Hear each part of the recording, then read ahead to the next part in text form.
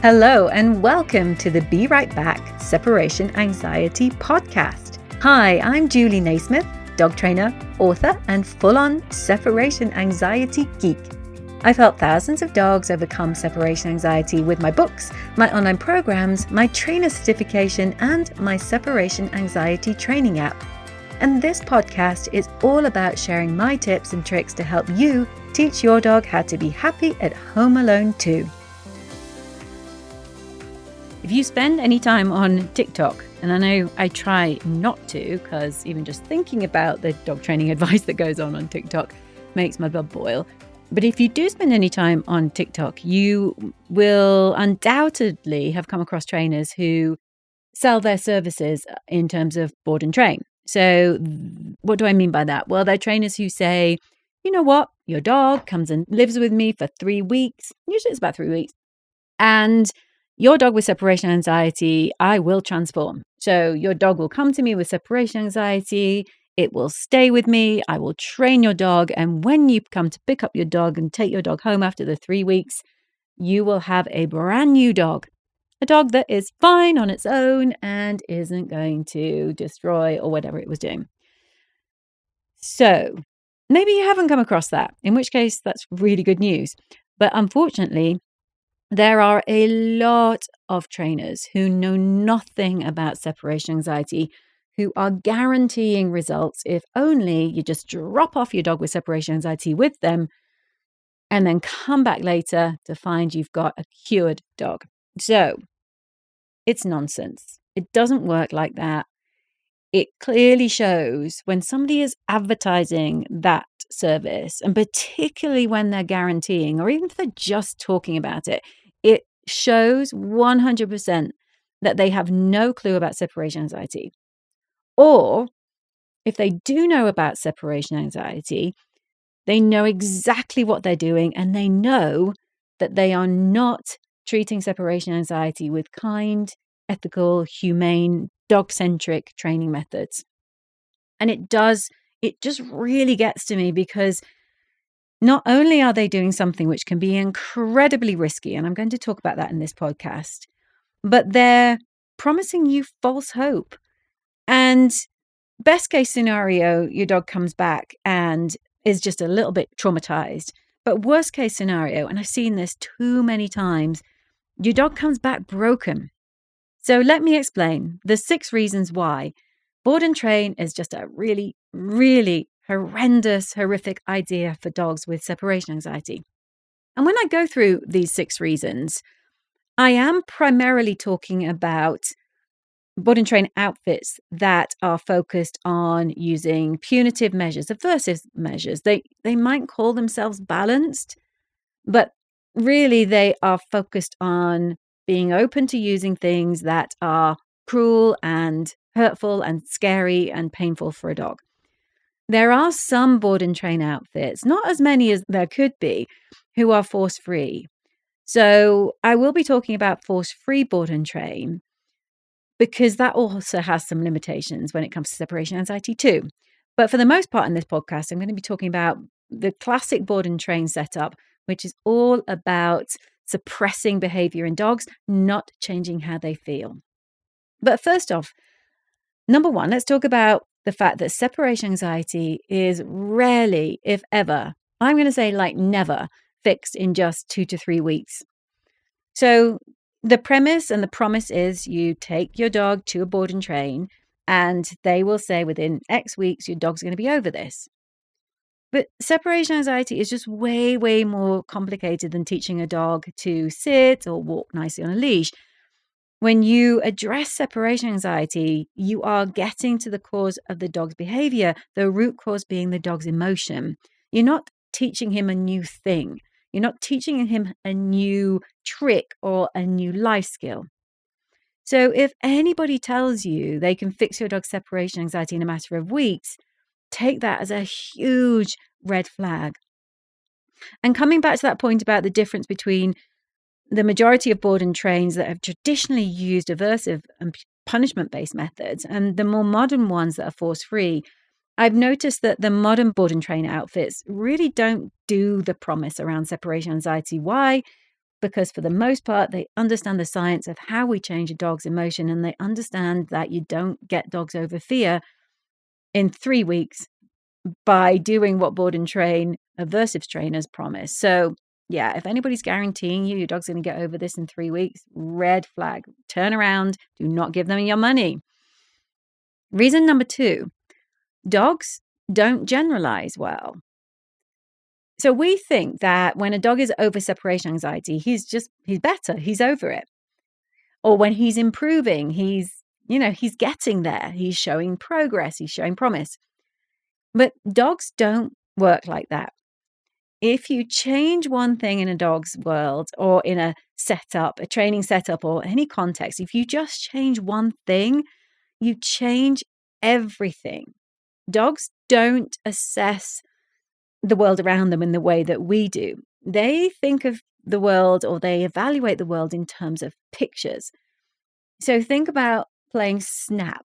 If you change one thing on a Snap card, they don't match, right? So you can't claim Snap. And that's the way dogs look at the world. So we might think a man with a black hat and a man with a white hat, they're the same thing pretty much. All that's changed is the color of the hat. But to some dogs, just changing the hat from white to black can fundamentally change it. There are two different things, right? They don't snap. And when you think about location is a really big source of information to dogs. So when dogs are learning, they're always looking to pick up clues and tip-offs from the world around them. And location and context of where stuff happens is massive to dogs. It sends a lot of information to them. So when a dog is learning to get over its fears, we're helping their brain to change the association from this thing used to scare me to this thing is okay in that location, in that context. Because more often than not, when we change the location, we haven't changed the association. We've got a brand new association, in fact. So dogs aren't learning to be okay in lots of different locations just by working on one location. So this means that when you send your dog away for separation anxiety training, it's going to be of no benefit when he comes back home. I say no, it might be some benefit. If you're working with a board and train force-free trainer and they do decide to do, say, something like my Door is a Bore training, then it may have some benefit, but it's going to be marginal. And even if you sent your dog away for 6 months, not that you're going to do that, but let's imagine that you did, for whatever reason. I don't know, you go and travel the world. Even if your dog gets over separation anxiety in a new house, chances are when your dog comes back to your home, he's not going to feel safe in the same way because he's learned to feel safe. He's learned to feel okay with being left in a different location. In general, with different locations, you tend to have to do the training in each location. There is definitely some bleed in terms of the learning seems to transfer over. Dogs kind of know the Home Alone game. They kind of get what's going on. So we don't see necessarily them always entirely going back to square one. But it definitely isn't the same progress. So yeah, sending them away and expecting them to be okay when they get back to you, even if they are okay when they're in another location, it's a really big ask that they're going to be okay when they come back to you.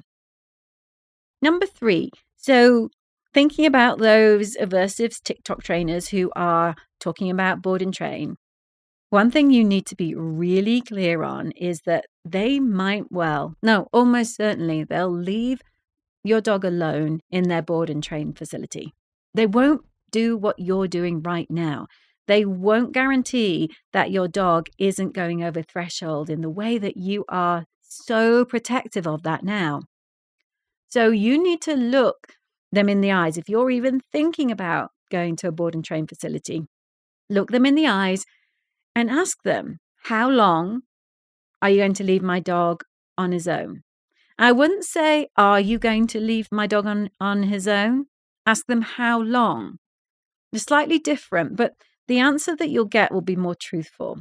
Because if you ask, are you going to leave my dog alone? That's a tip off to the person you're asking that, oh, wait a minute. Yeah, she's one of those crazy people who doesn't want to leave her dog. Oh, okay. But if you say how long, well, are they going to say not at all? chances are what they'll do is they'll minimize that. They'll say, yeah, every now and again. If you know that they're an aversives-based operation, that they are balanced or that they use punishment, well, balanced trainers use punishment, then if they say, you know what, no, we're not going to leave your dog alone for a minute, I would be really suspicious of that. So ask them how they're going to manage that. It's really important that you know exactly what's going to happen 24/7 for your dog. You spent so much time and emotion, you've invested so much money and effort into managing your dog's absences. Don't let somebody else ruin it for you. You know that not being left alone is just a crucial part of getting a dog over separation anxiety. And the rule is it's even more important actually than when you go to a new context, because new contexts are extra scary. And it's true that many dogs who go to a boarding environment can get really stressed out just by being in that new environment. So imagine how that's going to be for a dog with separation anxiety. If you are having a conversation with the board and train operation, as I said, look them in the eye and get them to swear that your dog will not be left alone, or whatever they have to do. Get them to sign it, get them to show you. Like I say, I'd still be super, super suspicious. If I know that they are a balanced trainer, if they're an aversives trainer, I would still be really suspicious. So yeah. And that's why I'm saying, as a general theme throughout this podcast, I really, really, really would counsel you to just not go down the board and train route.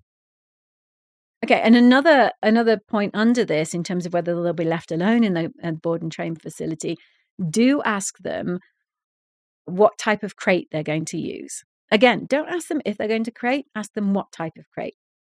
If you're lucky enough to find a force-free board and train facility, they'll be upfront with you. They'll talk about the crate type. They'll be open to you saying, my dog doesn't do well in the crate. They will be fine with that.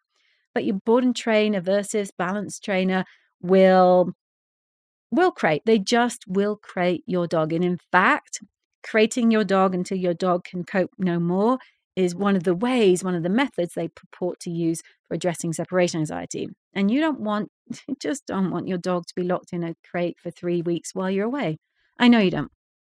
So number 4, as I said at the start, traditionally board and train has meant punishment-based training. And to be clear, when you hear the words balanced trainer, just know that they are open to using force, fear, harmful, hurtful, scary punishment. Okay, so balanced sounds nice, doesn't it? We all want to live.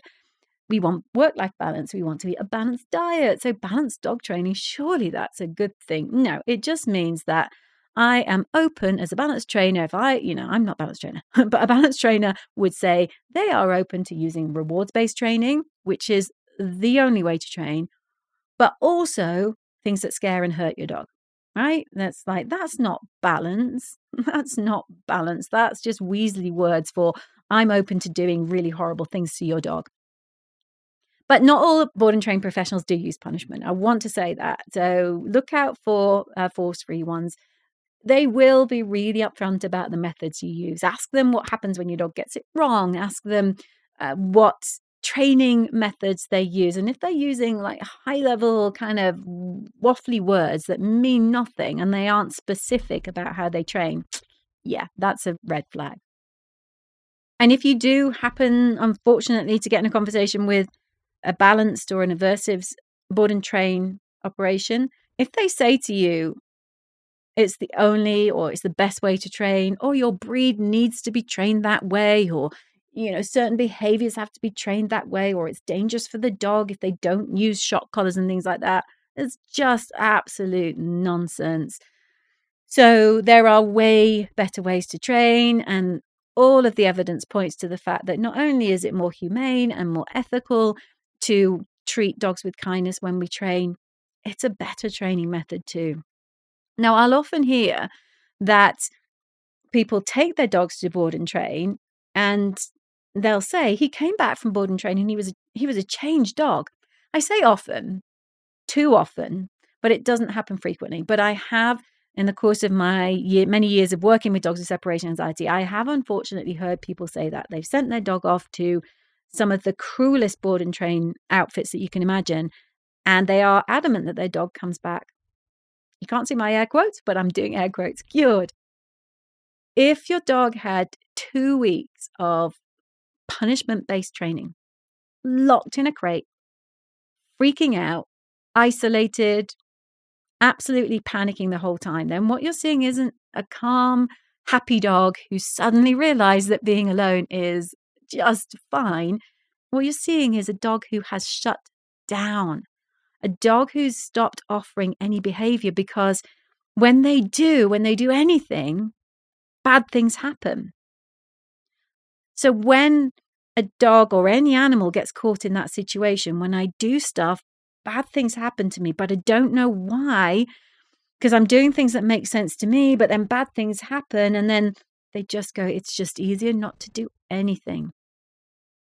Treating fear with fear is not the way to fix separation anxiety. So if anybody says to you their dog came back a changed dog, be really suspicious about what they mean, because chances are they're talking about a dog who just gave up, isn't any happier being left, but is just too scared to behave, to offer any behavior. Okay, number 5, there aren't any guarantees in dog training. There just aren't. I mean, you might hear me talk about the training method that we use, desensitization, keeping dogs sub-threshold, and how the research shows that it's the best chance that your dog has got of getting over separation anxiety. But that's not the same as saying to you, if you do this training, you train 5 times a week and you do it for 6 months, I guarantee you'll have a dog that you can leave, because that's not how behavior change works. It doesn't work with people and it doesn't work with dogs. All we can do is put our best foot forward, follow the science, and do the best we can. And hope isn't a strategy, as they say, but hope that we get the outcome we want, which is a dog who gets over separation anxiety. And it's more than hope, because we're doing the things we need to, the necessary, but not necessarily always sufficient, but definitely the necessary things of training and not leaving our dogs for longer than they can cope with. Force-free trainers don't give you guarantees, though. You will never have heard me say that if you follow my training method, I guarantee that you're going to get a dog that you can leave. I never, ever say that. It's not ethical and it's not right. Reputable trainers don't offer guarantees. Unethical ones do.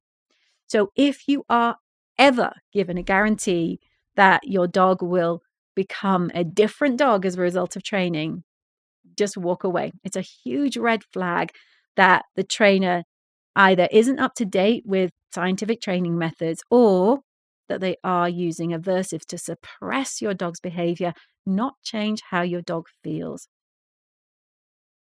And so, do you think, should you just skip the board and train after listening to me talk about this? Maybe you started listening to this podcast thinking, I've heard people talk about this and it seems like a really good idea. How are you feeling about it now? Do you think you should just skip the board and train if you've got a dog with separation anxiety? Well, despite how negative I may have been about it, I'm going to say no, not necessarily. You don't necessarily have to abandon the idea of board and train. Find a really good force-free board and train operation. Don't send away your dog to them to work on their separation anxiety, but you could definitely send him away for things like jumping up at people, reactivity to other dogs, maybe some play issues that he has with other dogs, just kind of basic manners around the house stuff.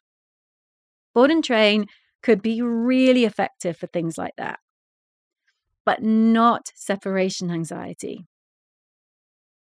And I can't emphasize enough, make sure that they are a force-free board and train facility. Oh, and side note, it doesn't have to be a big outfit or a facility. A really good force-free trainer might just be taking in 1 or 2 dogs into their home.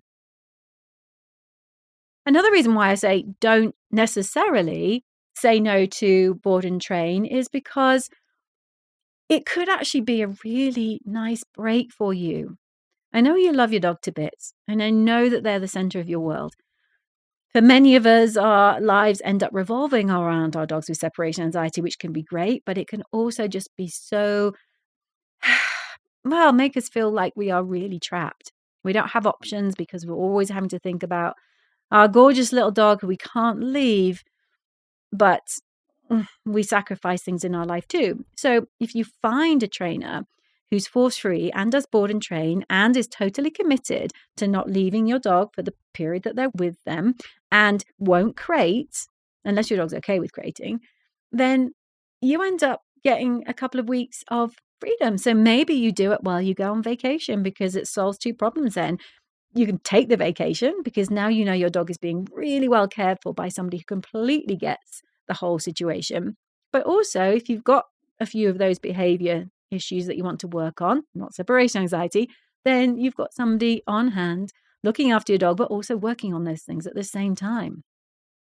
And so if you have reached the conclusion that, and I hope you have, balanced trainers, aversive trainers doing board and training, not a good idea, but you're open to the idea of maybe board and train with the right trainer, force free, and who isn't going to leave your dog.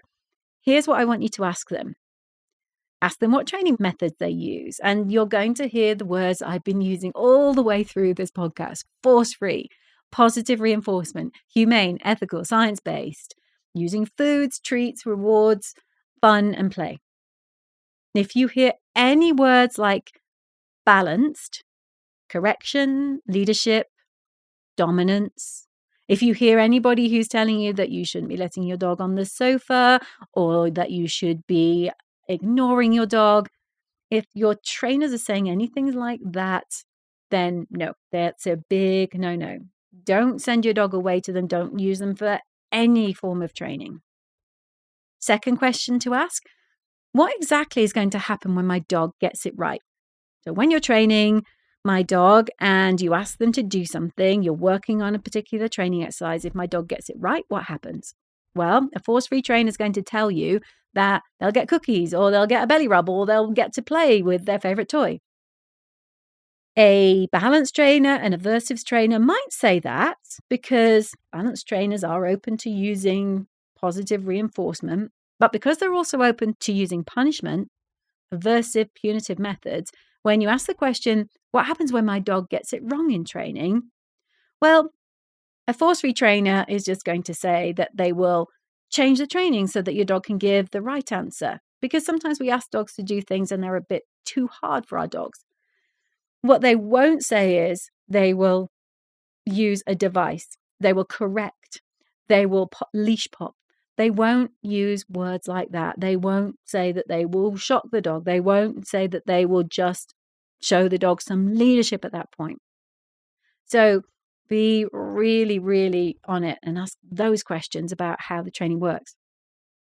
And then ask about what training plan they have in mind for your dog. So remember, you're sending your dog away not for separation anxiety, but you've bought into the concept. If you can find a great force-free trainer, you might actually use it as an opportunity to take a little break from your dog. But if they're working on jumping up or loose leash walking, just ask to see the training plan because a really good force-free trainer will have a plan in mind. And then finally, even though they're not going there for the trainer to work on separation anxiety, do have a really in-depth conversation about how are you going to work around, how's the trainer going to work around your dog's need to be with somebody at all times. Talk to them about the plan that they have for that. So if you get good answers to all of these questions, then I would say go ahead with it. If you have any doubts whatsoever, move on and find someone else. I find that most people with a dog with separation anxiety don't actually use board and train. And I can totally understand it. I would never have done it because it gets really complicated when it comes to the whole managing absences while somebody else is looking after your dog for 3 weeks. And so a really good alternative, if you want to look for a force-free trainer to help you out with some training, you might just not have time. You're doing separation anxiety training, you're doing all the managing absence stuff, and it's just draining. Well, a really nice alternative to that is day training. Board and train isn't the right environment to do separation anxiety training. But, a day trainer could do some of that. If your dog has a fear of being alone rather than a fear of being away from you, then someone who comes in and does a bit of desensitization, maybe a bit of door as a bore, could actually benefit. And doesn't even have to be separation anxiety training, they could just come in and work on the things that are on your list of to-dos. I really need to work on my dog pulling me everywhere on the walks or not coming back to me at the park. Well, that stuff maybe doesn't get done because you're so focused on separation anxiety. Well, a great day trainer who comes to you while you're, say, at work or otherwise occupied, a day trainer can work on that sort of stuff. And I do have a reservation about a day trainer who comes in and does separation anxiety training for you. As nice as it seems, and I'm not saying they couldn't help you in some way, I have a couple of big reservations. You need to do a lot of repetitions with separation anxiety training, don't you? You know that now. And if you haven't started separation anxiety training, it's probably one of the things that maybe is putting you off, that there's work to it. It's not the most fun training and it does take a lot of effort. So you're going to have to book an awful lot of sessions with a day trainer, which isn't going to be cheap, right? And second, even if you do decide to invest, you still might find, you remember going back to that whole context thing that we talked about at the start, you still might find that your dog is okay when your trainer does the training in your house, but he then doesn't do well when you leave. So massive pros and cons to even a day trainer, but I think it's a really nice combination to think about. If you've got the money, if you're overwhelmed with separation anxiety training to the extent that you're not doing any of the other stuff that you want to do with your dog and you're prioritizing separation anxiety training, day training could really help you out. When you look for a trainer, do look for someone who really understands separation anxiety training. And my certified SA Pro trainers are the people to go for. They're all experts in the method that I teach. They work remotely so that if you want to do separation anxiety training with you, they can do it remotely. Some of them offer day training to local trainers. And you can find my trainers listed at julienaismith.com/find a trainer. Thank you so much for listening to this podcast. Whatever you decide to do in terms of board and train, I hope that this has helped you go into that whole decision with much more information and with your eyes wide open. I'll catch you on the next one. Bye for now. Thank you so much for listening to this episode of the Be Right Back Separation Anxiety Podcast. If you want to find out more about how I can help you further, head over to julienaismith.com. Meanwhile, if you enjoyed listening today, I would love it if you would head over to wherever you listen to your podcast and consider rating my show. Thanks so much. Good luck with that training and bye for now.